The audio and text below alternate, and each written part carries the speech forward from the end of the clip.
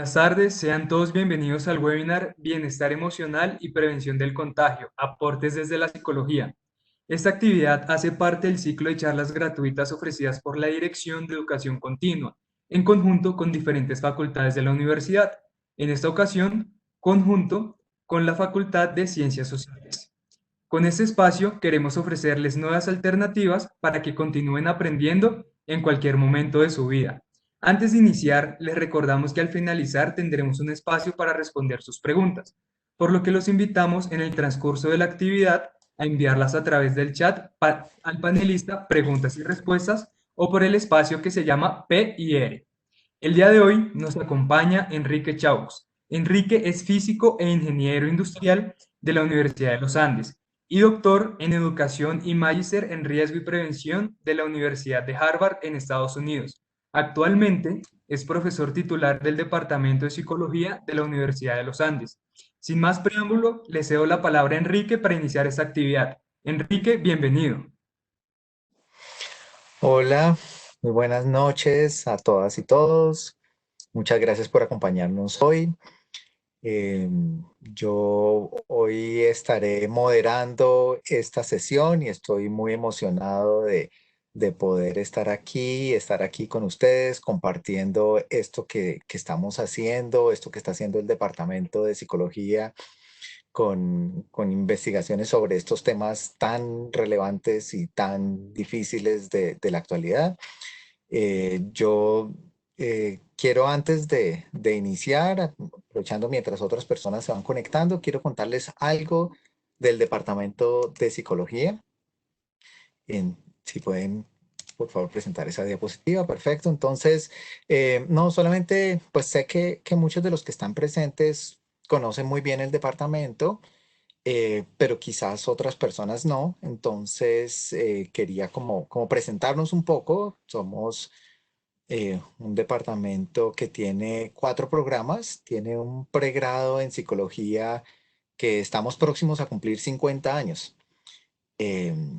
Y una maestría en psicología que tiene un énfasis un poco más investigativo en psicología básica y otra maestría que tiene un énfasis en psicología clínica y de la salud, eh, que ya tiene 10 años, ya cumplió 10 años, y un doctorado que también ya cumplió 10 años en psicología. El departamento, pues somos 20 profesores con líneas de investigación en diversos temas. El 100% de nuestra planta todos tenemos doctorado.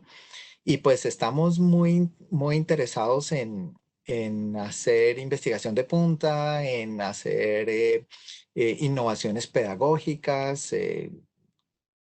Con los retos actuales estamos aprovechando e innovando aún más en cómo poder hacer una pedagogía que genere aprendizajes profundos, eh, aprovechando todas las herramientas tecnológicas que tenemos hoy en día y tratamos de hacer investigación que sea muy relevante tanto al contexto internacional como al contexto local. Y bueno, y es justamente sobre eso, sobre las investigaciones que queremos hablar hoy y compartirles hoy. Estamos en una crisis inesperada, muy difícil, muy dura, muy retadora, pero estamos convencidos de que la psicología puede hacer unos aportes fundamentales. Y lo que quisimos hacer hoy es compartir con ustedes 3 investigaciones que se están haciendo desde el departamento, 3 investigaciones muy recientes. Como verán, son investigaciones que están en sus primeras fases, pero que están mostrando desde ya una línea muy clara de cómo enfrentar esta situación tan difícil, tan dura. ¿Qué podemos estar aprendiendo de lo que está ocurriendo? ¿Qué recomendaciones pueden empezar a surgir? Recomendaciones tanto para política pública como, como para el bienestar personal, bienestar de todos nosotros, de cómo nos relacionamos con este tipo de situaciones y como verán, son metodologías muy novedosas. Es que nos ha tocado ser muy creativos e innovar y queremos compartir con ustedes esto que ya estamos haciendo. Entonces, para esto tenemos tres invitados hoy. Primero estará Amanda Muñoz, que es una investigadora postdoctoral y profesora en nuestro departamento. Estará Camilo Ordóñez, que es un estudiante de doctorado que está a punto de terminar el doctorado. Y estará Carlos Gantiva, que es un profesor asociado en el departamento. Ya les contaré un poco más de cada uno. Solamente quiero decirles que gran parte de mi rol es compilar las preguntas que ustedes hagan por el chat. Yo trataré de agruparlas, trataré de integrarlas. No sé si alcancemos a cubrirlas todas, pero por favor vayan haciendo las preguntas. Yo estaré pendiente de ellas y se las estaré pasando a cada uno de los presentadores. Tenemos una hora, entonces quisiera que empezáramos. La primera que nos acompaña hoy es Amanda Muñoz. Amanda es psicóloga de la Universidad del Bosque, tiene una maestría en psicología clínica de la Javeriana y un doctorado también en psicología clínica de la Universidad de Nevada, en Reno, y pues tiene mucha experiencia en atención, en terapia y en investigación sobre los avances clínicos. Y en este momento es investigadora postdoctoral en el departamento de psicología. Y bueno, ya les contará de la investigación que está haciendo sobre bienestar emocional en esta situación actual de confinamiento. Entonces, bienvenida Amanda y muchas gracias a todas y todos por estar aquí con nosotros. Bueno, muchas gracias, Enrique. Muchas gracias a todos por estar con nosotros hoy. Intentaremos dar lo mejor de nosotros en estos cortos minutos que tenemos. Yo, horas ya quisiéramos tener todos. Ok, entonces voy a comenzar compartiendo mi pantalla.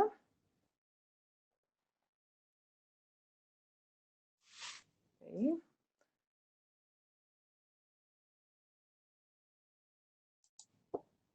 ok, ok, ya. Ok. Bueno, esta ha sido nuestra realidad. Nuestra realidad desde hace 2 meses. Hemos cambiado la normalidad, nuestra rutina de salir de casa, algunos muy temprano en la mañana, casi sin sol o hasta ahora amaneciendo en las ventanas. Y hoy en día hemos tenido que cambiar las cosas. Nuestra realidad ha cambiado. Hemos tenido que traer al mundo donde habitábamos muchos solamente unas horas de la noche y algunas de la tarde para empezar a poner todo en estas 4 paredes en las que no convivíamos tanto. Ahora, el tiempo que gastábamos en una pantalla era aproximadamente de 4 horas.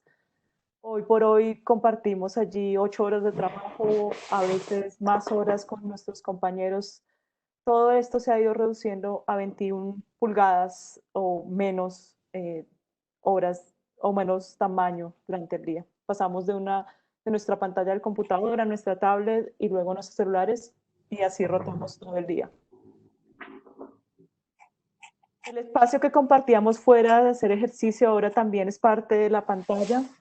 Hemos comenzado a buscar formas innovadoras de aún permanecer en un estado físico que nos permita funcionar al día y aquellas noches o cenas fuera de casa se han convertido en un experimento diario para algunos de qué tan buen chef podemos ser para sobrevivir en estos días.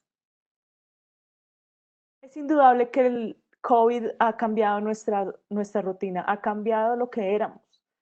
Solíamos salir los fines de semana o incluso entre semana en la noche y compartir de manera cercana con nuestros amigos, familia o en general ver gente alrededor de nosotros.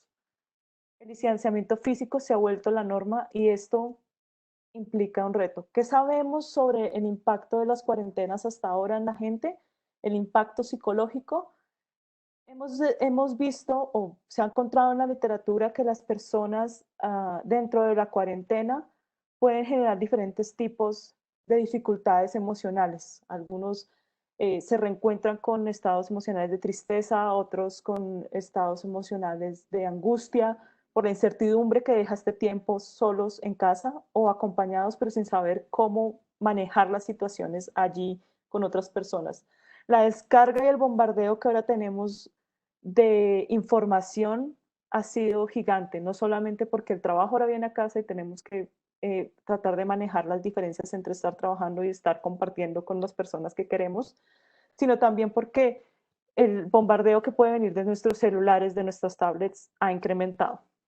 También hemos encontrado que tras salir de la cuarentena es probable que algunas personas generen algunos indicadores relacionados con trauma. Esto se ha visto de manera más marcada en personal de la salud que pues ha tenido que afrontar de cara, de frente toda la situación en otras ocasiones. Y pues eso es un poco lo que predecimos que puede llegar a pasar tras salir de este periodo.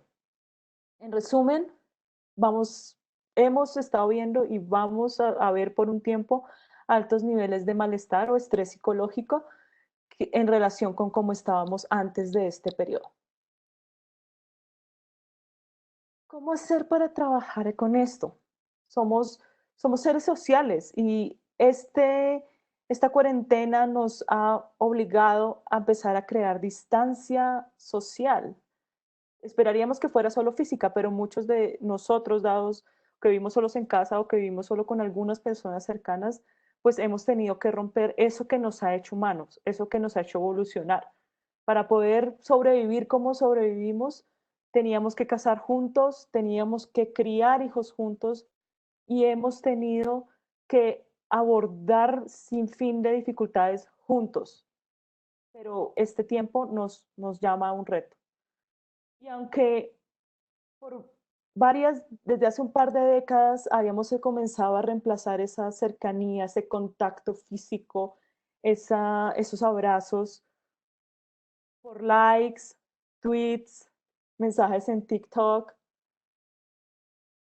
La investigación respecto a ese cambio en la forma en que nos relacionábamos no ha sido la mejor o la que predice mejores beneficios para nuestra salud psicológica.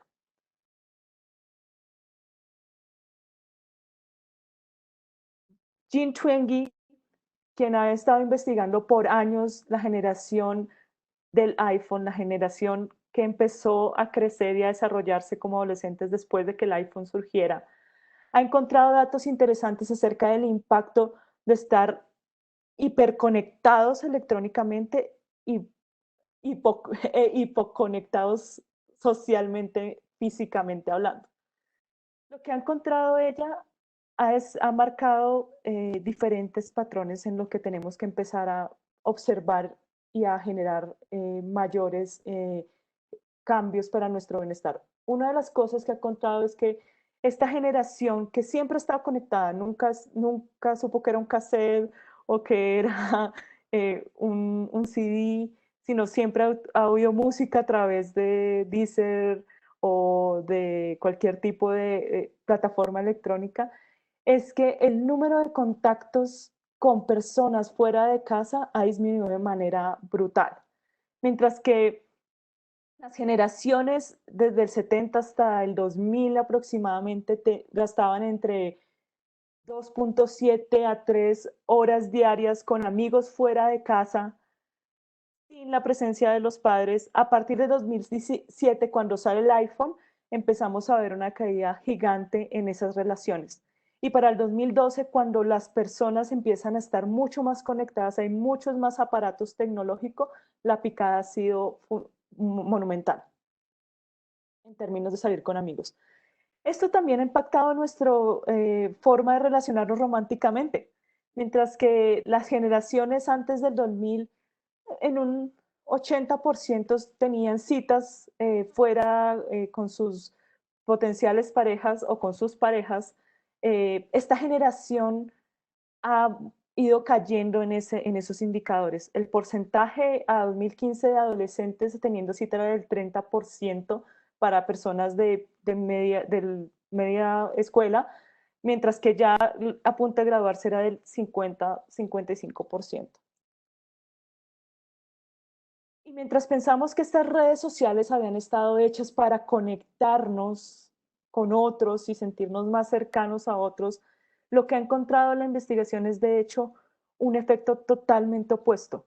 Para el 2012, solamente los índices de soledad entre estos jóvenes aumentaron del 26% hacia el 2015 del 34%, indicando que o se sentían aislados o se sentían solos, incluso teniendo redes sociales de todo tipo.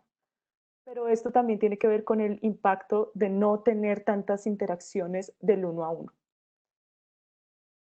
Y por último, el sueño, la calidad del sueño también se ha visto afectada en esta generación.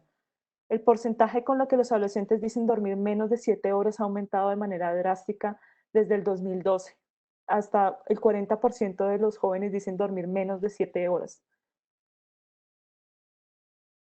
El World Happiness Report encontró para el 2019 una relación inversa entre las horas que se gastan en Internet y las interacciones que las personas tienen con otras en uno a uno.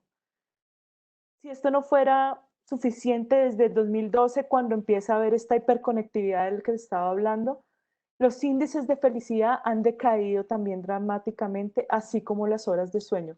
Esto es un gran indicio de qué podemos estar afrontando ahora que estamos hiperconectados, tecnológicamente hablando, pero parece que esta situación de cuarentena también nos va a llevar a un momento de poca conexión física socialmente.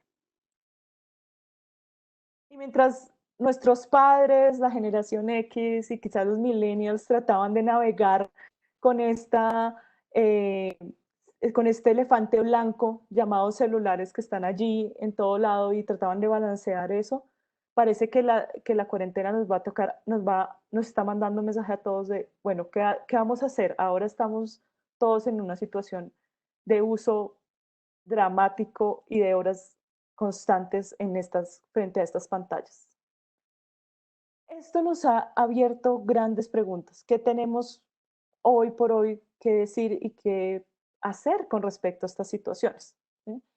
En nuestro grupo de investigación hemos planeado un par de estudios. Les voy a hablar sobre el primero sobre el que ya hemos corrido datos y sobre el que hemos encontrado algunos índices interesantes sobre el estado de del malestar psicológico que puede estar generando esta cuarentena y qué factores pueden estar relacionados con ese malestar psicológico en población colombiana. En nuestro estudio invitamos a 127 personas a participar, hicimos una invitación abierta a las personas para poder participar, no solamente estudiantes, sino personas en todos los lugares a través de diseminación en redes sociales. Conseguimos al final 127 personas que quisieron colaborar con nosotros y trabajar con nosotros con datos.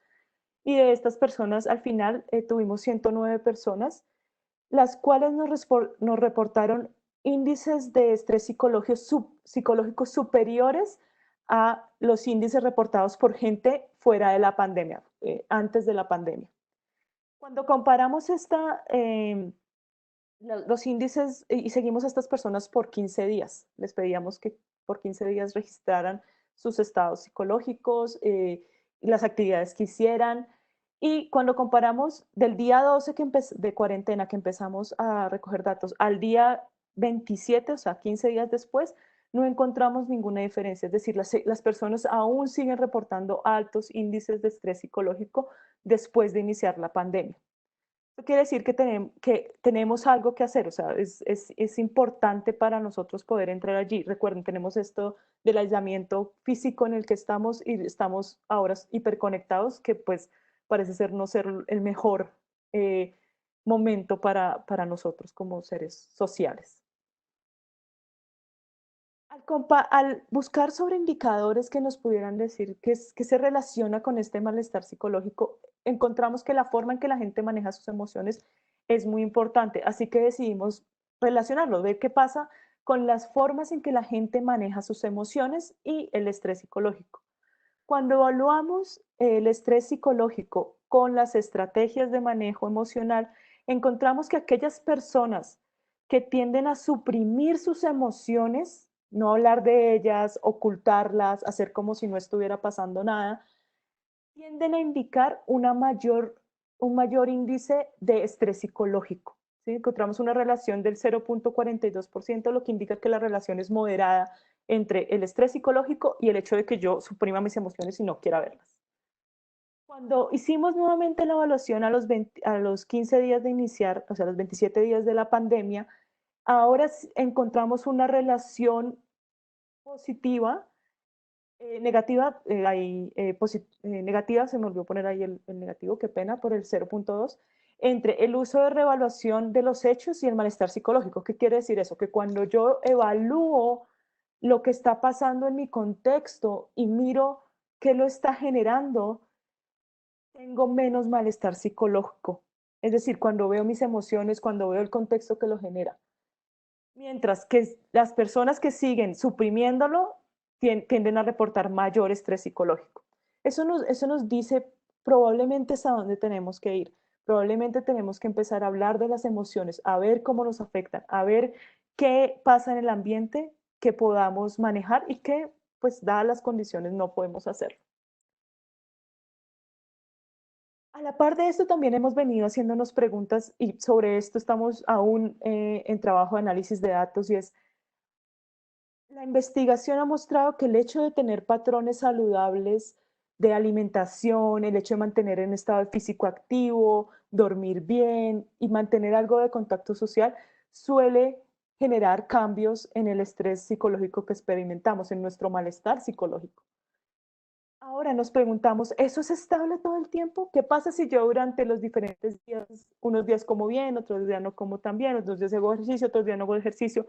Esos diferentes factores van a alterar o van a afectar la forma en que yo me siento diariamente, así en un global vea que no hay mayores cambios. Esa es una gran pregunta en la que queremos tratar de trabajar y en la que aún estamos explorando. Ahora, todo esto nos lleva a un gran reto.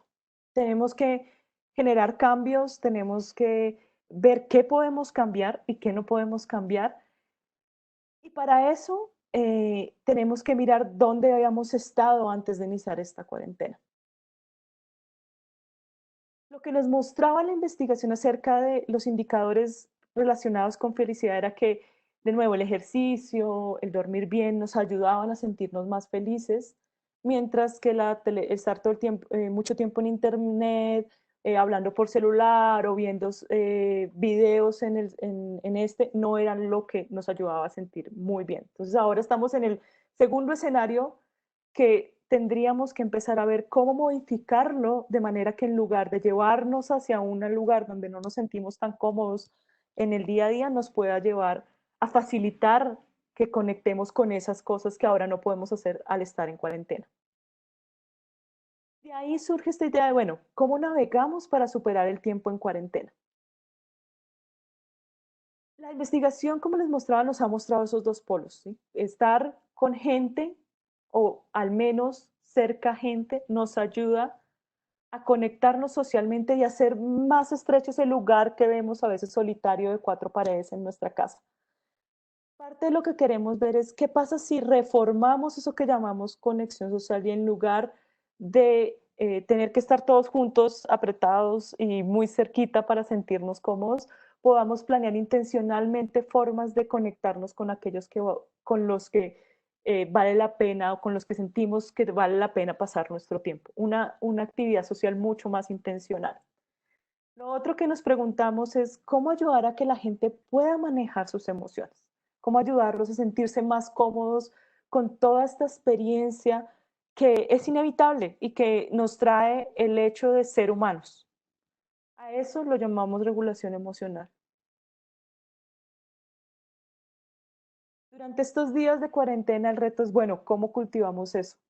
Parte de lo que yo he empezado a hacer es estar mucho más consciente de mi vida a través de hacer mindfulness, que es la experiencia de meditación para estar contactando lo que sucede hoy, ahora. A veces lavo los platos de verdad lavándolos. Me pongo a lavar, siento la espuma, siento el agua caer, de manera que sienta que realmente estoy haciéndolo. La otra invitación es acerca de la regulación emocional. ¿Y qué es eso? Suena muy sofisticado. Tiene que ver con el hecho de poder notar lo que siento y poder elegir qué hago con lo que siento en lugar de ir con la emoción. Piensen en cuántas veces ustedes han sentido un disgusto con alguien en su familia que nunca han tenido, pero que ahora estando en cuarentena es inevitable. Algunos de ustedes simplemente quisieran cerrar la puerta y decir, no quiero hablar más con ellos, pero eso pues, no se puede a veces en las condiciones que vivimos. Parte de lo que trabaja las regulaciones emocionales, ok, estoy molesto, ¿qué puedo hacer en este momento para que la relación no se rompa y que yo pueda seguir funcionando aún estando de esta manera? La regulación emocional con la ira, por ejemplo, nos invita a pedir las cosas amablemente. ¿Será que por ahora puedo dejar de lavar los platos y los lavaré más tarde? De una manera que no interfiera con la forma en que nos relacionamos. Y finalmente, otro de los elementos sobre los que queremos empezar a trabajar es sobre la conducta guiada por valores, otro término muy elaborado de la psicología, que en últimas lo que quiere decirnos es empezar a pensar en lo que realmente nos importa, eso que nos mueve, eso que nos apasiona, eso que hace que sigamos vivos y empezar a pensar en qué cosas pueden conectarnos con eso que nos hace sentir vivos. Antes podríamos decir, no, para mí era muy importante el conectarme con otros, el estar cercano a otros, pero ahora en esta pandemia no puedo hacerlo. Quizás no de la misma forma, pero quizás puedas reinventarte para poder estar cercano a ellos de otra manera. Esa es un poco la invitación, eso es lo que vamos a querer seguir trabajando en nuestras investigaciones en el departamento. Pero ¿cómo lo podemos hacer aquellos que somos psicólogos? Cuando ya no podemos estar en ese pequeño cuarto con nuestro consultante generando esa cercanía y esas estrategias, esas intervenciones del uno a uno. Lo que planteamos desde un estudio que estamos diseñando es comenzar a hacer llegar esas intervenciones a los que lo necesitan en lugar de ser ellos quienes vienen a buscarnos para que los ayudemos. El diseño de infografías, de videos que permitan ilustrar cómo hacer los diferentes procesos y audios que les permitan empezar a entrenarse en las habilidades, es la opción que estamos planteando para poder generar esos cambios en la población que no puede volver al uno a uno de la terapia. Y entonces, ¿de qué está hecha esta nueva normalidad? Está hecha un constante cambio. A todos nos ha retado esta situación a generar un nuevo ambiente y a apelar por aquello que realmente nos importa. Si algo nos ha enseñado el COVID es que necesitamos volver a reencontrarnos con aquello que realmente es valioso para nosotros. Aquellas cosas que hemos dado por sentada por mucho tiempo. La compañía de nuestras familias, la compañía de nuestros amigos, las actividades cotidianas e incluso el simple hecho de salir a tomar aire fresco en las mañanas. Es hora de buscar nuevas formas de reencontrarnos con lo que es valioso para nosotros. Quizás este viernes ya no podamos salir a tomarnos algunas cervezas en un bar lleno de desconocidos. Quizás este viernes tengamos que invitar intencionalmente a aquellos que realmente queramos que hagan parte de ese espacio que ahora llamamos hogar. Muchas gracias. Muchas gracias, Amanda.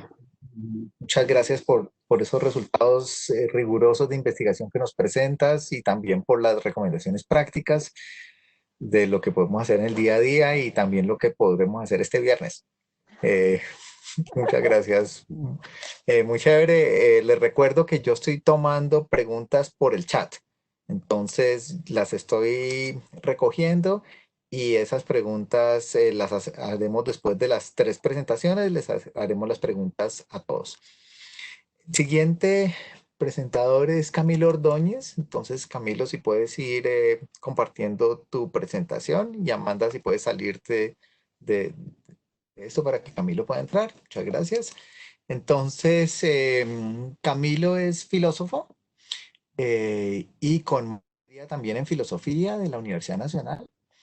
Está haciendo el doctorado con nosotros, asesorado por el profesor William Jiménez.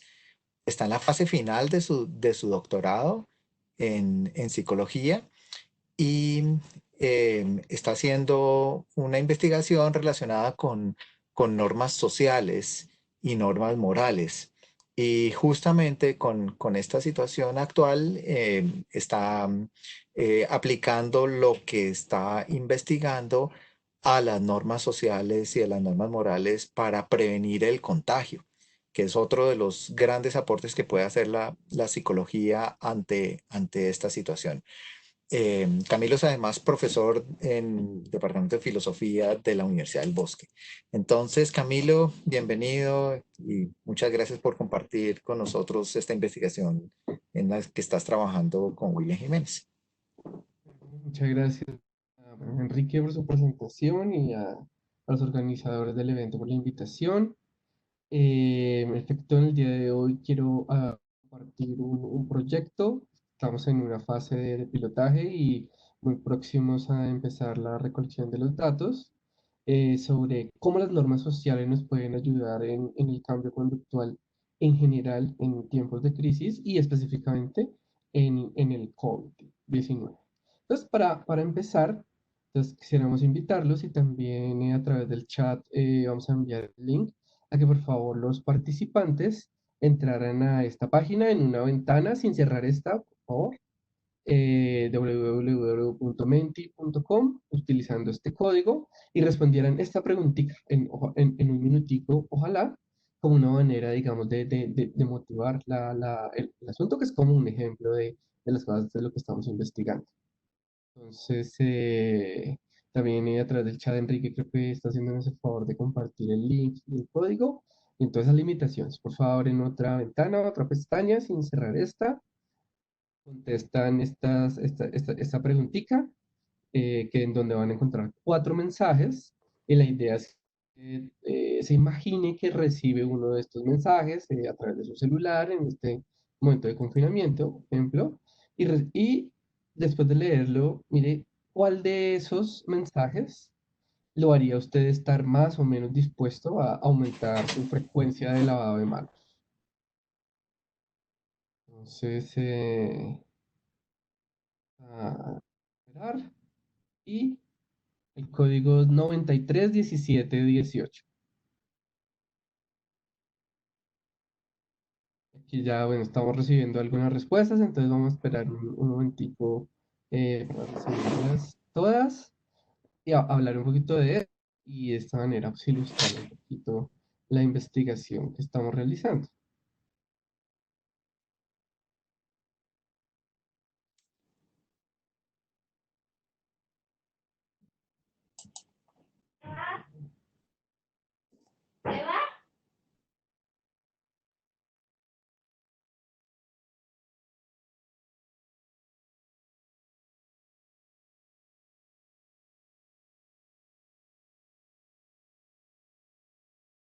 El código es el 931718.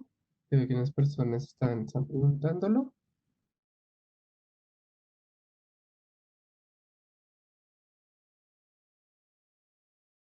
Listo.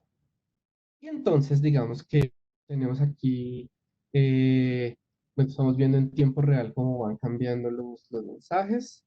Y digamos que esto es como, digamos, como lo pueden haber un poco advertido, digamos, diferentes maneras de entregar un mensaje, invitando a aumentar la frecuencia de lavado de manos, que es, como sabemos, una de las recomendaciones de las autoridades sanitarias. Y bueno, y tenemos entonces un mensaje que nos pregunta acerca de un deber, o les marcaríamos, digamos, en un sentido moral, eh, unos mensajes acerca de que nos dan información acerca de lo que están haciendo otras personas, unos mensajes acerca de lo que las otras personas consideran correcto y un mensaje final acerca de tanto cómo las otras personas se están comportando y cómo las otras personas están generando unas expectativas sobre lo que es correcto de nuestro comportamiento, que es en efecto, digamos, lo que llamaríamos la norma social más adelante. Y entonces, digamos que lo que estamos viendo, y si tomáramos esto como un punto de referencia, es que en efecto, digamos, este primer mensaje, que es lo que llamaríamos un mensaje con un marco moral, nos parece hacer la gente muy dispuesta, más que la información descriptiva sobre lo que hacen los otros, y también, pero un poquito más esta, que es una que nos da información acerca de qué hacen los otros y consideran correcto que, digamos, está en línea de nuestra hipótesis, pero digamos que por el momento tomémoslo solo como un ejemplo de cómo a través de estos mensajes podríamos pensar la noción de el cambio social. Y es, si queremos un cambio social, por un lado necesitamos entender cómo podemos cambiar la conducta de las personas, pero hay situaciones como las del COVID que requieren hacerlo en un contexto social, que si una sola persona o una minoría de personas cambiara sus hábitos, no sería suficiente para lograr ese objetivo, que es la contención del virus, la mitigación del contagio. Entonces la pregunta es, ¿cómo logramos eso? ¿Cómo logramos un cambio en la conducta de las personas, pero a gran escala? Y evidentemente, pues hay muchas diferentes variables, diferentes factores que sabemos que pueden afectar la conducta de las personas, ¿no? Sus deseos lo afectan, sus emociones, sus estados de ánimo, sus experiencias previas, etcétera, etcétera. De todas estas, nosotros en nuestra investigación escogemos las normas como un elemento clave, porque consideramos que es un elemento sobre el que podemos tener un impacto, que creemos tener un modelo sobre cómo impactar sobre esas normas y que esas normas a su vez van a tener un impacto importante en efecto sobre la conducta de las personas. Pero entonces cuando uno habla de normas, pues hay diferentes tipos de normas, ¿no? Sabemos que hay, por ejemplo, las normas legales, que son estas normas que una institución de una manera formal establece y que también de una manera formal tiene unos mecanismos de vigilancia y de control. También tenemos las normas morales, que también son muy importantes para las personas al momento de actuar, de tomarlas como guías para actuar, que al parecer están muy conectadas con la manera en que nosotros pensamos acerca de nosotros mismos, con nuestra identidad psicológica como personas, como individuos. Esas también son muy, muy importantes. Y también encontramos, por otro lado, las normas, digamos, sociales, que son estas normas que a diferencia de las morales no son individuales y no son compartidas en un grupo social, pero que a diferencia de las legales, sus mecanismos de instauramiento y de vigilancia no son formales, sino que son informales. Y es simplemente esas normas que dependen de lo que vemos que los otros están haciendo, lo que creemos que esperan y que están controlados por los otros, como en este caso, digamos, el ejemplo sería de las normas de vestuario en un velorio. No hay una norma legal, no es un delito no ir de negro al velorio. De pronto, posiblemente sí, pero no necesariamente para alguien. Es una consideración moral, que considere que esté mal ir de blanco a un velorio, pero aún así si lo considerara, el solo hecho del saber que es y va a vestirse de negro podría motivar y llevar a la gente a hacerlo. Entonces, cuando queremos hacer una intervención basada en las normas para cambiar algo, tenemos que preguntarnos primero qué norma vamos a usar. Eso depende de la naturaleza del fenómeno sobre el que queremos intervenir. Y también un cómo usar esa norma, que va a depender de la norma que hayamos escogido como importante.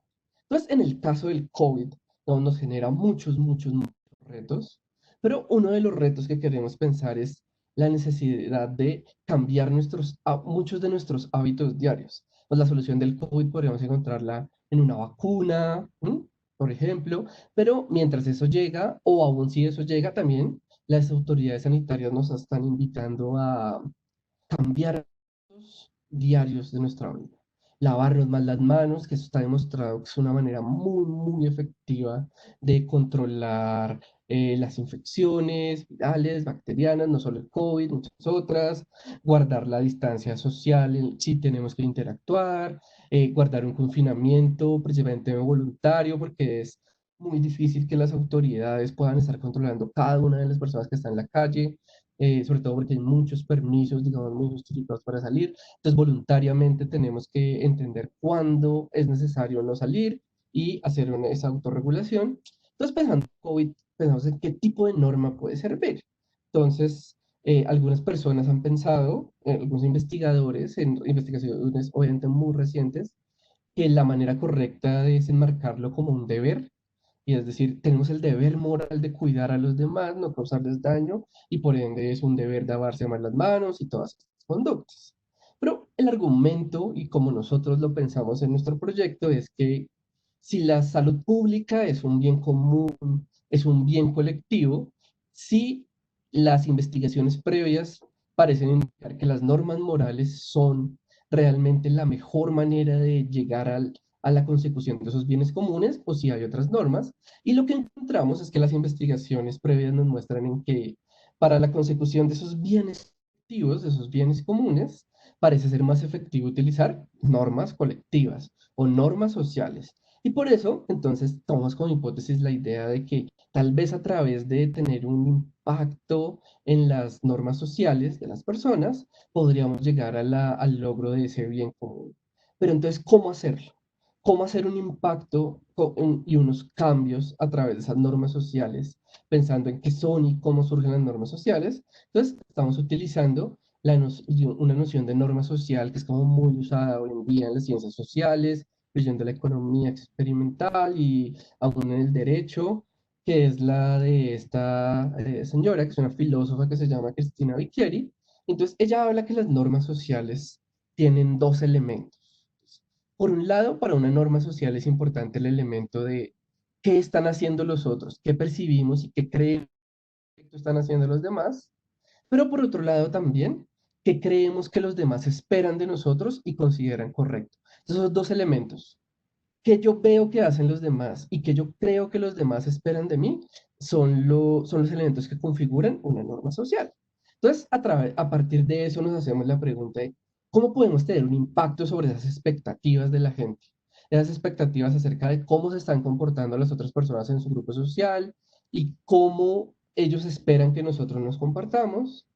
eh, Además, necesitamos también una manera de saber cómo se está comportando la gente y tenemos que asumir esos dos retos, pues obviamente respetando el... Entonces, no tenemos una manera en la investigación de ir y directamente tener una visión, observar qué está haciendo la gente o comunicarle los mensajes de esta manera muy directa. Entonces, esto nos imponía también como un reto metodológico, porque no podemos hacer la investigación usual de cómo se haría a través de las normas sociales, que es a través de ir y tal vez hacerlo con las personas, tal vez algunas personas que recuerdan la alcaldía de Antanas Mocus, él lo hacía a través de los mimos en las esquinas, ¿no? Por ejemplo, de una manera de interactuar directamente que es muy efectiva, pero no la podemos hacer en este momento.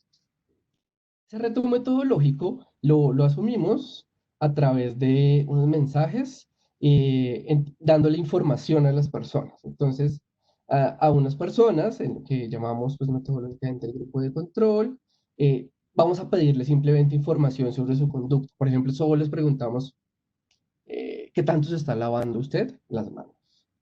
En la parte del modelo que se llama la expectativa empírica, entonces le damos información acerca de qué están haciendo los otros. Es decir, les damos información acerca de qué tanto otras personas del grupo social, los colombianos, lo que sea, están haciendo la conducta para ver eso qué impacto pueda tener sobre su conducta propia. Y en la normativa, dándole información acerca de qué esperan otros miembros de su grupo social que usted haga y qué consideran correcto, que eran como los tres mensajitos que ustedes vieron en la encuesta que nos colaboraron a hacer al inicio, ¿no? Entonces, es como un ejemplo de cómo lo estamos haciendo y que en efecto estábamos viendo con unas preguntas muy rápidas, lograron ver que este tipo de mensajes en donde damos información sobre qué hacen los otros y qué esperan, sí parecerían tener un impacto importante sobre la disposición a comportarse de cierta manera. Entonces, como no podemos hacerlo de la manera usual interactuando con la gente, entonces tomamos esta metodología de Ecological Momentary Assessment, en donde tomamos medidas repetidas en el tiempo, le preguntamos a las personas repetidamente durante su día a día cómo se está comportando en su lavado de manos, en su confinamiento voluntario, su distanciamiento social y en su ambiente natural, ¿no? Es las personas dentro de los lugares en los que están cabo esas conductas, comunicándonos con ellos a través de sus smartphones. Para eso, entonces, estamos utilizando esta aplicación que se llama Peel Survey, que es una aplicación de software libre que se programa, digamos, muy fácilmente a través de una sintaxis de texto. Digamos que esto puede ser útil para los investigadores que quieran hacerlo. Y le estamos haciendo a las personas, más o menos así se ve nuestra interfaz. Entonces le enviamos un mensaje, una pregunta sobre su conducta y la gente simplemente lo responde. Así se ve en su celular, simplemente tiene que pulsar y enviarnos la información. Entonces, a través de eso, pues quiero llegar a unas recomendaciones finales de cómo ese tipo de investigaciones nos pueden ayudar en diferentes niveles. Entonces, para la salud pública, para las personas que trabajan en salud pública, están interesados en esto puede ser importante en términos de que puedan tener evidencia para toma de decisiones informadas de qué tipo de mensajes, qué tipo de encuadres, qué tipo de información, qué tipo de impactos a través de las normas parecen ser más efectivos para esos cambios conductuales.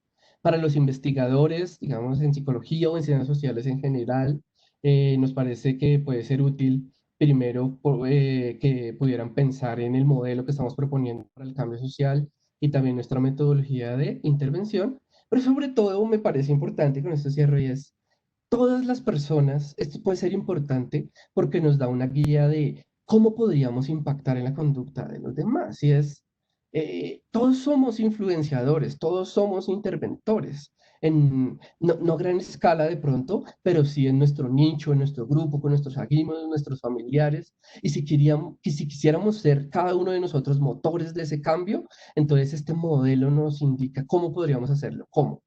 Primero, a través de nuestro ejemplo para generar esas expectativas empíricas. Si hacemos el ejemplo y las personas nos ven, están viendo las personas de nuestro grupo social que otras personas en efecto se están comportando. Pero más importante a través de la corregulación, y es cuando veamos personas que no se están comportando de la manera correcta, de una manera amable, de una manera simbólica, podemos llamarlos y eso genera una expectativa normativa, eso genera la creencia de cómo esperamos que se comporte y es correcto. Entonces, esta investigación la estamos llevando a cabo con un grupo de trabajo, el profesor William Jiménez, doctor, profesor de la Universidad de los Andes, el doctor Sergio Barbosa, que es un egresado de nuestro doctorado, y Claudio Estevas y yo, Camilo Ordóñez, que somos candidatos a doctor, estudiantes del programa de doctorado. Y bueno, con eso terminaríamos y pues muchísimas gracias a todos. Muchas gracias, Camilo. Muchas gracias por todas las ideas. Claramente hay mucho que podemos aprender más de nuestra relación con los demás y lo que el comportamiento de los demás, de cómo ese comportamiento de los demás influye sobre lo que nosotros hacemos. Y eso es clave tener como muy presente el impacto que puede tener nuestra propia conducta sobre los demás. Y eso tiene implicaciones grandes de política pública y tiene implicaciones grandes en nuestra vida cotidiana. Muchas gracias. Les recuerdo, yo estoy tomando preguntas. Creo que nos vamos a alargar un poquito más. Habíamos prometido que hasta las 7, pero todavía nos falta una presentación y tendremos algo de tiempo para preguntas. Entonces les pido que puedan acompañarnos un poco más y a Carlos, si por favor puede ir subiendo su presentación. Bueno, y ahora nos acompaña el profesor Carlos Gantiva. Carlos es profesor asociado en nuestro departamento de psicología. Es, es psicólogo con maestría y doctorado en psicología clínica y ha hecho muchos trabajos en temas de prevención del consumo, de prevención de las adicciones, en temas de agresión, en temas de psicofisiología, bueno, en muchos temas, y en este momento está haciendo una investigación específica sobre el impacto que tienen distintos mensajes que pueden llegar, por ejemplo, de política pública sobre el comportamiento de las personas en esta situación de crisis. Entonces, Carlos, bienvenido y muchas gracias por acompañarnos. Enrique, muchas gracias por la presentación. Un saludo a todos. También, pues, a mí me pone muy contento poder compartir este espacio con Amanda, con Camilo. Entonces, pues, espero que lo que estamos haciendo acá en el departamento también sirva un poco para conocer mejor nuestra realidad y las cosas que podemos hacer también al respecto. Bien, como Enrique comentaba, nosotros estamos haciendo un estudio junto con el profesor William Jiménez, profesor del departamento, como comentaba Camilo, y también con Joan Sebastián Urriago, que es estudiante del departamento de psicología. Estamos haciendo un estudio y ya estamos en la parte final, donde ya recolectamos los datos y tenemos unos resultados muy preliminares que les quiero compartir sobre cómo los entes que entregan información como el Ministerio, por ejemplo, las Secretarías de Salud deben entregar o deberían entregar la información para lograr un mayor efecto sobre nuestros comportamientos de autocuidado en este momento actual relacionado con la pandemia. Inicialmente me gustaría que pudiéramos mirar realmente cómo ha sido todo este proceso de lo que ha ocurrido relacionado con la pandemia, específicamente de COVID-19. Realmente cuando uno mira, o por lo menos les confieso que a mí me pasa eso, me da una sensación enorme de que ha pasado muchísimo tiempo. Probablemente esta sensación de que ha pasado mucho tiempo se deba a la cantidad de acontecimientos, a la cantidad de eventos que nos ha pasado en los últimos meses, en las últimas semanas, no solamente a nosotros, sino al mundo en general. Sin embargo, en esta pequeña cronología de lo que ha sido el COVID-19, vemos que esto no es así, vemos que realmente llevamos muy poco tiempo en esto, pero justamente por la cantidad de eventos, esta percepción del tiempo se dilata y probablemente algunos pensemos que ha pasado mucho cuando no es así. Realmente todo esto arranca hace menos de 6 meses, en diciembre de 2019, comienza por primera vez este brote de este tipo nuevo de coronavirus en diciembre, alrededor de 2019, y en febrero 11 de 2020, la Organización Mundial de la Salud ya le coloca un nombre a este nuevo brote de coronavirus. Específicamente, se le coloca el nombre de COVID-19, por una abreviación de este concepto en inglés de enfermedad de coronavirus 2019. Posteriormente, un mes después, tan solo en marzo 12, es decir, estamos hablando de hace tan solo 2 meses aproximadamente, la Organización Mundial de la Salud declara el COVID-19 como una pandemia. Entonces, esto llevamos alrededor tan solo de 8 semanas. Y el 25 de marzo de este año, en Colombia se declara el aislamiento preventivo. Es decir, si nos damos cuenta, una cantidad de eventos con un nivel de impacto, como decía Amanda, significativo, pero en muy corto tiempo, en un tiempo muy corto, y esto sin duda hace que seguramente la forma en la que nos hemos comportado haya cambiado con toda seguridad. Este corto tiempo que llevamos con este tema de la pandemia, de hecho, contrasta con el largo tiempo que se necesita para desarrollar una vacuna. Las investigaciones que se han hecho con respecto al tiempo y al costo que podría tener el desarrollo de una vacuna para afectar una enfermedad contagiosa, nos dice que en términos temporales estamos hablando de años, ni siquiera de meses, sino de años. Es común, por ejemplo, que veamos estudios en donde se demuestra que alrededor de 18 a 24 meses puede ser el tiempo promedio para el desarrollo de una vacuna, específicamente en este caso para el COVID-19. Pero cuando lo miramos también en términos de dinero, realmente cuesta muchísimo dinero. Los estudios que se han hecho en este campo, como el que les presento aquí en la diapositiva, estima que alrededor de el costo de una vacuna oscila entre 1.2 a 8.4 miles de millones de dólares.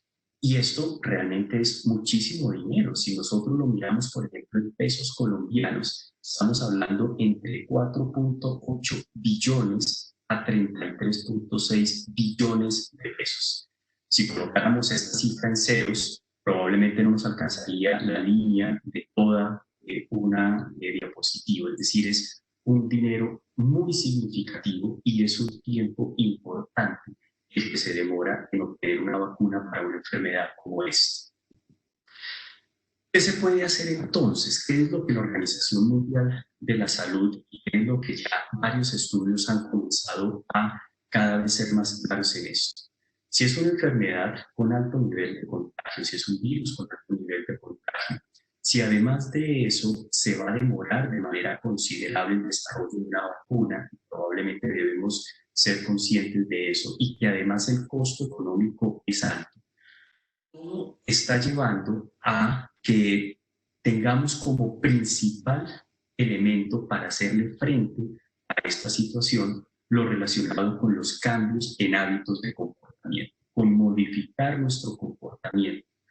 Yo de alguna manera creo que esto puede ser equivalente a lo que ocurrió en la década de los 70s y 80s con el VIH y cómo esto modifica los hábitos de comportamiento también del comportamiento sexual. Pero aunque hay elementos que seguramente son muy distintos entre uno y otro, lo que tienen en común es que el cambio de la conducta, el cambio de los hábitos puede estar en este momento en la primera línea con respecto a cómo podemos afrontar esta situación. Y estos cambios en hábitos de comportamiento está directamente orientado también a tomar decisiones, es decir, uso o no uso el tapabocas. En noticias que todos hemos escuchado seguramente la importancia, hoy oí en noticias, por ejemplo, que una persona, que no viene al caso en este momento decirlo, tuvo un problema con un policía porque no estaba usando el tapabocas, bueno, en fin. Esto es una toma de decisiones, es decir, usamos o no usamos el tapabocas, salgo o no salgo, salgo para lo necesario o salgo para cualquier cosa, me lavo o no me lavo las manos, cuántas veces me lavo las manos, lo que por ejemplo Camilo nos hablaba hace unos minutos, es decir, es una toma de decisiones con respecto a cambios en nuestra forma de comportarnos. Y justamente esta forma de comportarnos ha sido muy estudiada a través de la ciencia del comportamiento y de manera más específica de la economía del comportamiento. Porque lo que la economía del comportamiento nos ha mostrado es que la forma en la que nosotros nos comportamos, las decisiones que nosotros tomamos, está muy mediada, está bastante mediada por la información, por el contexto en el que nosotros vivimos y por la manera en la que nos llega esa información. La forma en la que esa información es transmitida, los marcos que se utilizan, los contenidos que se utilizan en esa información, favorecen que nosotros tomemos decisiones para un lado o para el otro, pero el hecho es que lo inducen de manera relativamente confiable. De hecho, algunos artículos, algunos análisis y revisiones sistemáticas como los que les presento acá, están comenzando a proponer diferentes alternativas para hacerle frente a la pandemia del COVID-19 desde esta lógica, porque si no tenemos vacuna en pronto tiempo, si cuesta mucho, muy seguramente nuestro comportamiento el que va a tener que cambiar para hacerle frente a esta situación. ¿Cómo ha estudiado la economía del comportamiento la forma en la que justamente entregando información tomamos diferentes tipos de decisiones? ¿Cómo la forma en la que se cuadra o se marca la información que nos llega afecta nuestra toma de decisiones? Un ejemplo característico es lo que vemos en este momento en la presentación.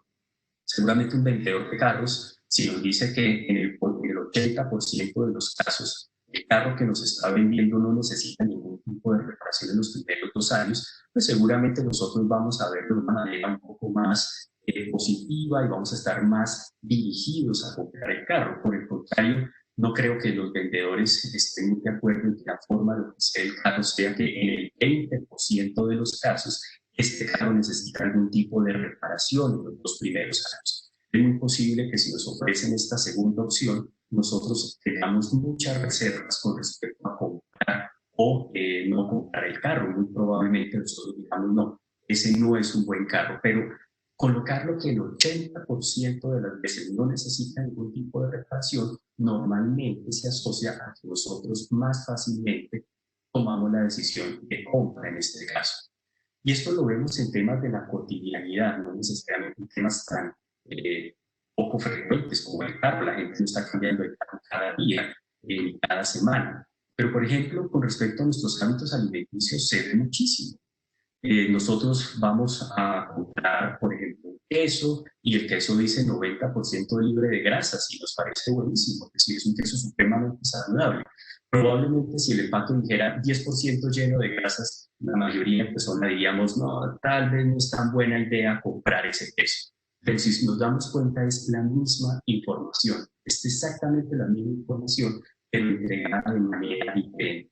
Pero esa forma en la que se nos entrega la información justamente induce decisiones e induce comportamientos. Eso es lo que nosotros hemos querido trabajar para poder ver cómo podemos justamente llevar este conocimiento que se tiene en la economía del comportamiento y la toma de decisiones, cómo lo podemos ajustar a la comprensión de cómo se tiene que entregar la información en esta calidad. En el campo de la salud, de hecho, se han hecho estudios específicos con esta pregunta que ustedes ven aquí en la presentación. Las personas normalmente se les puede decir, bueno, usted estaría dispuesto a no hacerse una cirugía, y a un grupo de personas se les dice que las probabilidades de supervivencia un mes después de la cirugía son del 90%, y los índices de personas que estarían dispuestos a hacer la cirugía sobrepasan el 70%. Pero cuando a las personas se les dice, a otro grupo de personas se les dice que esa cirugía, la probabilidad de morir un mes después de ese procedimiento son del 10%, entonces ya la mayoría de personas dicen, no, yo creo que mejor no me haría esa cirugía, yo prefiero una segunda opción. Miren que es la misma información enmarcada de manera distinta, pero la forma en la que se enmarca induce que nosotros tomemos decisiones diferentes. Somos seres, en ese sentido, no racionales, invariantes, sino que dependemos mucho más de la forma en la que nos entregan la información. Justamente con esto en mente es que comenzamos este estudio, y es cómo se está entregando la información por parte de los diferentes entes a nivel nacional e internacional. Y lo que veíamos es que pues, se entrega, parece que de manera un poco ambigua, es decir, hay mucha información. En esta diapositiva, por ejemplo, vemos que gran parte de la información que se entrega tiene un marco de ganancia, un marco de que lavarse las manos salva vidas, o cómo evitar el contagio. Eso es un marco que nos permite encontrar o nos permite identificar que estamos ganando algo por lavarnos las manos. Esa es una manera interesante de enviar el mensaje y de enviar la información. Pero también creo que todos hemos estado muy familiarizados con datos como estos, donde día a día nos están diciendo el número de contagiados, donde nos están diciendo el número de muertes, e incluso alguna información donde explícitamente tiene que ver con el número de personas fallecidas. Es decir, no solamente se entrega información en marcos donde hay ganancia, posibilidad de no contagiarse, posibilidad de salvarse, sino también se está entregando mucha información relacionada con la pérdida, con la muerte, por ejemplo. Entonces, lo que quisimos justamente desarrollar es un estudio que nos pudiera entregar una información un poco más empírica, más palpable, de cómo entregar la información, de qué tipo de mensajes debía tener la información, de qué tipo de contenidos, para que fuera más efectiva para motivar conductas de autoprotección. Entonces, para esto, lo que hicimos fue diseñar mensajes que tuvieran un contenido tanto de ganancia como de pérdida, pero también un contenido de salud o un contenido de economía, no enfermedad, sino de economía. Entonces, ¿por qué? Porque también ha habido mucha discusión con respecto a si vale la pena o no, o qué influye más, si la economía, si la salud sobre el comportamiento de las personas. Entonces, justamente al tener estos marcos de ganancia o de pérdida y de salud y economía, diseñamos diferentes mensajes, algunos de los que ustedes, por ejemplo, ven acá. Mensajes donde se le dice que justamente si siguen las indicaciones de autocuidado puede proteger a sus seres queridos, es un mensaje marcado en ganancia, pero también hay mensajes enmarcados en pérdida en la salud, ¿no? Por ejemplo, 15 de cada 100 personas contagiadas con el COVID-19 necesitan hospitalización, entonces se enmarca, se hace énfasis en la hospitalización. Pero también mensajes no relacionados con salud, sino también mensajes relacionados con economía, por lo que les comentaba que ha habido mucha discusión con respecto a qué impacta más. Entonces, por ejemplo, si las personas se protegen, pues entonces la pandemia, si no se protegen, más bien la pandemia sería muy larga, podrían perder empleos o de mejorar sus ingresos, pero también si se protegen, la pandemia sería corta, mantendrían su empleo y podrían incluso mejorar ingresos. Entonces, la idea es ver cómo estos diferentes marcos y contenidos influyen en la toma de decisiones de las personas. Estos mensajes se los presentamos a 319 personas, todas mayores de edad. El mayor porcentaje de la muestra de nuestro estudio fueron mujeres con una edad promedio de 27 años. Medimos su percepción de estatus socioeconómico. Utilizamos una escalera donde la persona se ubicaba en la parte más baja si consideraba que estaba en la parte más inferior o en la parte más alta si pensaba que estaba en la parte más superior a nivel de ingresos socioeconómicos. Y encontrábamos que en promedio la muestra está más o menos en la mitad, a nivel de 5.9. Y también medimos la orientación sociopolítica, pero la orientación política, porque probablemente esto puede estar relacionado justamente con el caso de qué mensaje incluye más, el de salud o el de economía. Queremos ver un poco esta hipótesis que pasaba con esto. Y esto lo hicimos a través de algo que se conoce como una escala análoga visual, donde la persona se ubicaba en la parte izquierda, se ubicaba en la parte derecha o en cualquier punto intermedio. De esa manera podríamos cuantificar su orientación política y en promedio la muestra tuvo una orientación política de 38.86, más cercana a 0 es izquierda, más cercana a 100 es derecha. Así que la muestra estaría un poco más hacia la parte centro-izquierda, seguramente en tema del espectro de orientación política. Muy bien, ¿qué fue lo que medimos? Medimos la intención de conductas de autoprotección. Les preguntábamos a las personas que al ver estos mensajes, qué tanta intención tendrían de llevar a cabo conductas de autoprotección como lavarse las manos o el estar aislada socialmente. Pero también les preguntamos qué tanto esos mensajes influirían, bajo su consideración, en que otras personas hicieran conductas de autoprotección. No la mía, sino otras personas. También medimos la percepción de riesgo, un elemento fundamental en todo este tipo de problemáticas relacionadas con salud, sobre todo cuando hablamos de infección. Hoy veía, escuchaba en noticias que me pareció que el dato decía que 6 de cada 10 bogotanos consideraban que no están en riesgo de infectarse, así que este parece ser un punto muy importante, una variable importante de estudio. Y por último medimos la fuerza del argumento, es decir, qué tanta atención es capaz de capturar el mensaje, qué tanto las personas recordaban el contenido del mensaje, qué tan efectivo consideraban el mensaje y qué tanto evocaban ellos las consecuencias de ser contagiados por el COVID-19. Muy bien, acá quiero ser pues, muy claro pues, que los resultados son preliminares, no tenemos todavía un análisis completo, estamos procesando los datos, terminamos de recogerlos hace una semana, un poco más de una semana. Entonces, los resultados que les presento son preliminares, pero tenemos motivos para pensar que va a ser significativo estos datos que les quiero compartir. Primero tiene que ver con lo relacionado con el marco de ganancia y pérdida.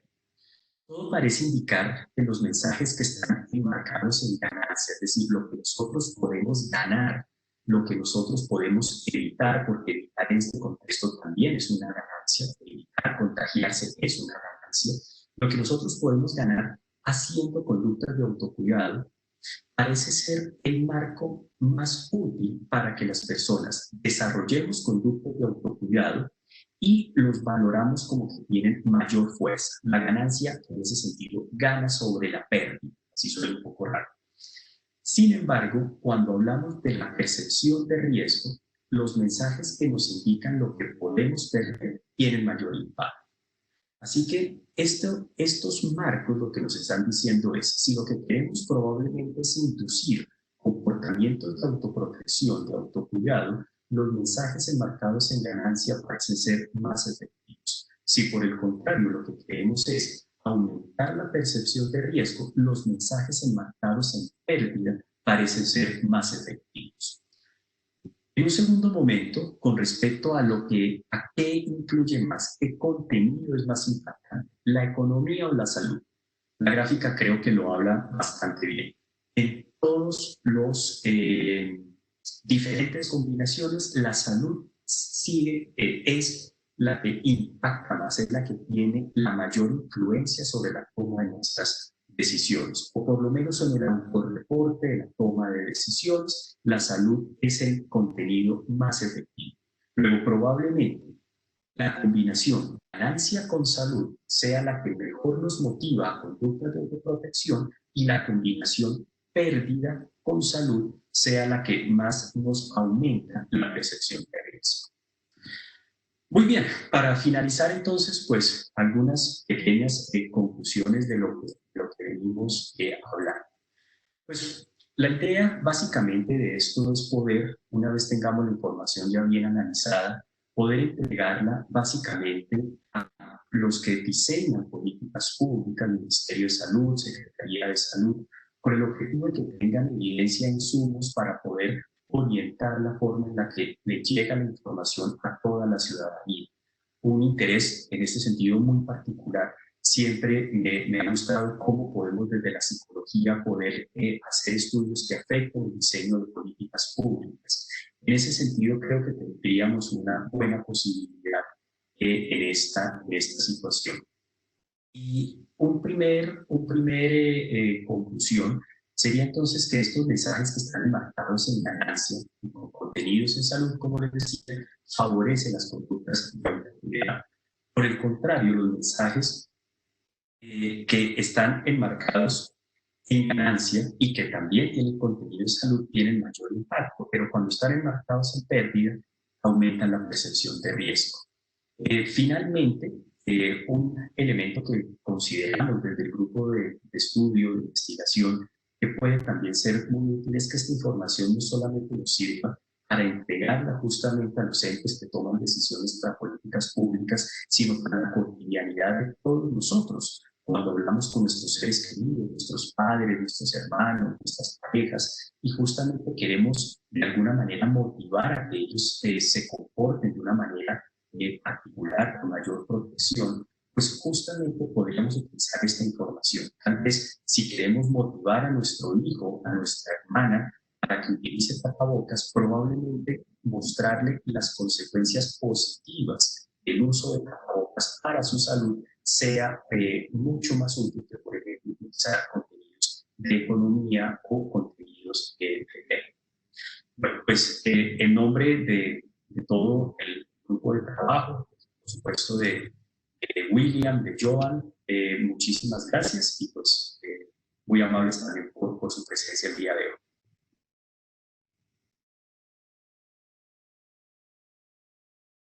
Ok, gracias, Carlos. Enrique me acaba de decir que, bueno, está reconectándose, se salió, pero está reconectándose. Em, Mientras tanto, mientras llega Enrique, él me ha mandado un par de preguntas que tienen las personas. Bueno, voy a contestar las preguntas mientras llega Enrique y probablemente él pueda recoger estas otras que acaban de llegar. Con respecto a las preguntas que nos mandó sobre la presentación que yo realicé, hay como dos grandes grupos. Uno tiene que ver con cómo promover la autorregulación emocional para evitar la ansiedad de estas nuevas circunstancias, como es el estrés psicológico en general. Y la otra tiene que ver con cómo evitar el aislamiento de, pues, de adolescentes en este momento y así como agudizar el tema del estar todo el tiempo en pantallas, aún peor para ellos. Entonces, voy a responder a la pregunta que tiene que ver con la regulación, con el trabajo sobre las emociones en general durante este tiempo. Lo que, lo que ha mostrado la investigación sobre regulación emocional está un poco relacionado con lo que les mostraba en los resultados que hemos encontrado, y es que es fundamental comenzar a darle un papel a la emoción y poder empezar a reconocer qué es lo que sentimos, qué es lo que experimentamos, porque el suprimirla o tratar de ser como esto no, aquí no pasa nada, todo está bien, yo, o sea, a mi cuarentena, ¿cuál cuarentena? O sea, esa actitud que muchos hemos sido educados con relación a la emoción de no importa, eh, eh, la emoción no es importante, lo que lleva es agudizar esa sensación de poca controlabilidad, poca conexión con el otro, es sentir que todo se desborda, que es como un poco nosotros definimos el estrés psicológico, porque como lo vemos, el estrés psicológico es un estado emocional que experimenta la gente en relación con un estresor específico. En este caso, este estresor es la cuarentena, el estar en este momento. Entonces, ¿cómo se hace eso? Porque eso suena muy bonito en palabras, pero ¿qué tenemos que hacer? Lo que se ha encontrado, hay varias estrategias. Una de ellas, la primera, para poder empezar a regular la emoción, tenemos que saber qué sentimos. Si no sabemos qué sentimos, no podemos hacer nada. Entonces, lo primero es cuando pasa algo o sentimos palpitaciones o estamos descontrolados o no sabemos qué hacer, parar un momento y notar nuestro cuerpo. Eso es como la primera indicación. Pues cuando estamos tan agitados, tan descontrolados, estamos aquí tratando de entender el mundo en medio de nuestras ideas y eso hace que nos desconectamos. Entonces, la primera indicación es traten de conectarse con sus cuerpos, cómo está su respiración, sienten el cuerpo eh, demasiado como apretado, sienten que están apretando los puños, bueno, sientan su cuerpo. Una vez sientan su cuerpo, el siguiente paso es darle un nombre a eso. ¿Sí? O sea, muchas veces como que las personas dicen me siento mal o me siento bien y eso pues tiene un problema porque no es una emoción, no sabemos qué hacer con el mal y el bien. Si le damos un nombre, por ejemplo, si nuestro hijo lo vemos ahí pegado al computador por 24 horas y yo le digo colabóreme y el chico no hace nada, probablemente este se sienta muy agitado, sienta rabia y lo que haga, generalmente cuando sentimos rabia y no estamos conscientes de esa rabia, es gritar, es ordenar, es ponernos agresivos. Entonces, si ustedes empiezan a notar qué están sintiendo y que tienen rabia, ahí ustedes pueden tomar una decisión. Y creo que eso es como deslumbrante para mucha gente, porque cuando sentimos cosas, las personas tendemos a decir, ah, pues yo siento eso, yo voy con lo que siento. ¿Sí? Y a veces ir con lo que siento hace más daño que beneficio. Entonces, piensen que ustedes pueden que no puedan controlar su emoción porque la emoción, pues no, las emociones no podemos controlarlas. Yo creo que muchos de nosotros rogamos y cruzamos los dedos por no sentir cosas que no nos gustan, pero pues eso no sucede. Las emociones no se pueden parar, pero sí podemos hacer cosas diferentes. En lugar de gritar al chico si estamos muy bravos, podemos parar un momento, respirar y hacer algo diferente mientras volvemos a donde la persona a tratar de que haga lo que necesitamos que haga. Entonces, eso es como una secuencia de pasos que uno puede intentar. Entonces, primero, fíjense que sienten en el cuerpo. Segundo, denle un nombre a lo que sientan en el cuerpo. Y tercero, ya con ese nombre pueden decidir qué hacer. ¿Sí? Ir con la rabia o parar un momento y sentir la rabia y hacer otra cosa para luego volver a lo que necesitan con más disposición. Lo mismo con la tristeza, con la ansiedad. Entonces, es un poco ese ejercicio, como esos tips súper rápidos. Yo sé que a algunos les funcionará, espero que a muchos, otros pues tendrán que elaborar más y trabajar más, pero por lo menos que tengan la puerta abierta para eso que llamamos regulación emocional y que le den la buscada en los diferentes lugares sobre qué es eso. Y la segunda pregunta tenía que ver con cómo va a ser para manejar el tema del aislamiento con los chicos.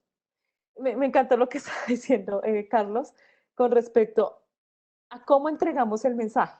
Y generalmente lo que hacen los padres es ir y decirles que usted pasa 24 horas pegado a eso y si ve eso es malísimo para usted y entonces viene todo este mensaje negativo sobre lo malo que es estar 24 horas pegado al celular, a la pantalla, a la tablet, bueno, lo que sea, pero no les damos posibilidad de saber, oye, ¿qué hay de bueno en no estar ahí?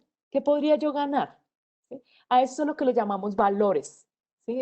Tanto en psicología económica como de la economía como en la psicología clínica, el valor es muy importante porque es aquello que por lo que seguimos haciendo lo que hacemos. Y si les decimos a los chicos, no hagan esto porque es malo, pero no le decimos, oiga, ¿qué podemos ganar si hacemos otra cosa? ¿Sí? Y empieza también por llamar la atención sobre los padres la importancia de vincularse en ese proceso, porque a veces como que como padres decimos, no haga esto, no pase pegado 24 horas en las pantallas, pero yo no me involucro en eso y le digo, ¿por qué no más bien podemos hacer otra cosa que sea importante para los dos? O a veces decir, bueno, puedo sentarme un momento contigo aquí a ver qué es lo que estás haciendo de los videojuegos, qué es lo que encuentras valioso ahí, porque pues es compartir con ellos algo que vale, que les importa. Entonces, eso implica como una reaproximación a la situación en lugar de estar pensando qué es lo malo, decirles, bueno, qué bueno o qué cosas chéveres podemos encontrar fuera si no es en una pantalla. Y poder negociar con ellos porque pues un adolescente empieza a generar autonomía.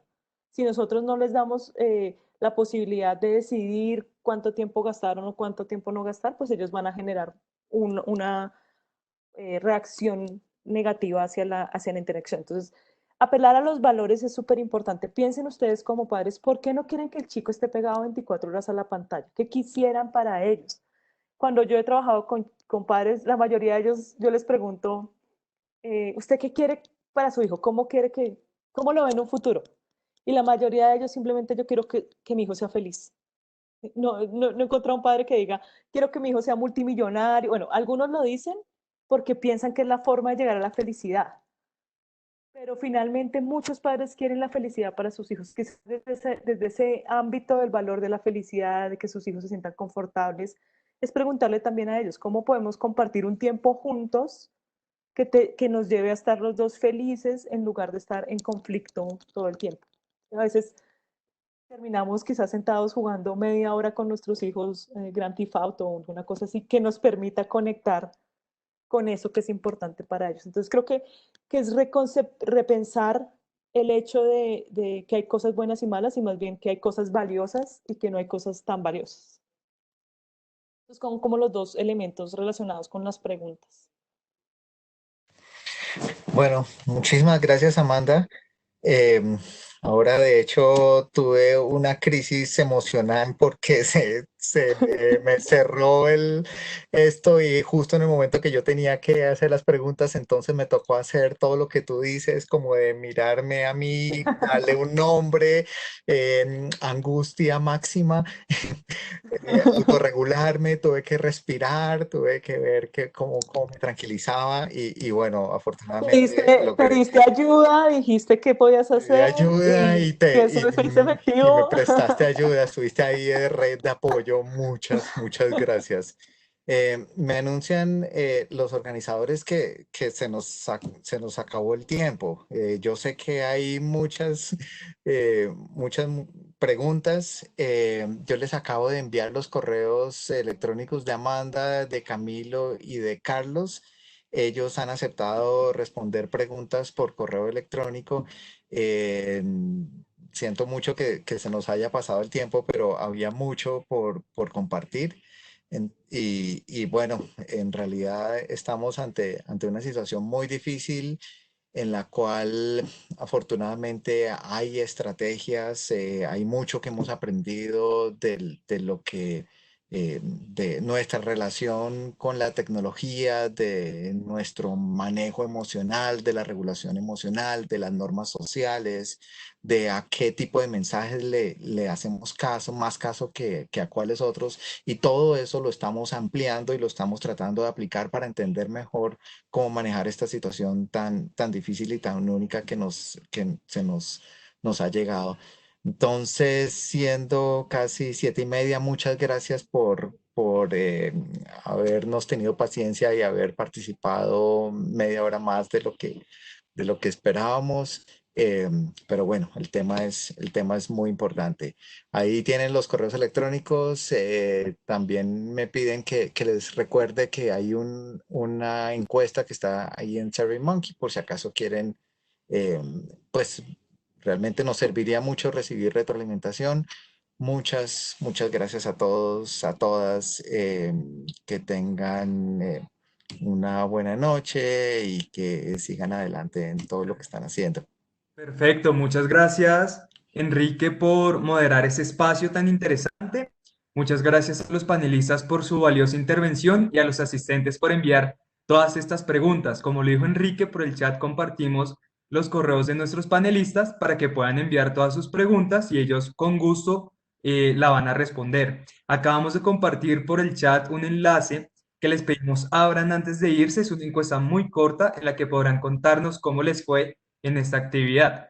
Ya para terminar, les contamos que pueden volver a vivir este evento porque quedará grabado en la página que le estamos compartiendo por el chat en este momento. En ese enlace también pueden conocer otras actividades como esta que tenemos programadas. Por ejemplo, mañana miércoles 20 de mayo a las 6 de la tarde tendremos el webinar Pandemia, Investigación y Prestación de Servicios en Salud, Perspectivas del Consejo Nacional de Bioética en Colombia. Y el jueves a la misma hora, 6 de la tarde, tendremos el webinar ¿Para qué teoría política en tiempos de pandemia? Ya para finalizar, de nuevo, reiterarles muchas gracias a todos por su participación. Esperamos que esta actividad haya sido provechosa para ustedes y que nos sigan acompañando en el resto de actividades que tenemos programadas. Que tengan una feliz noche y nuevamente muchas gracias por participar y nos vemos a la próxima.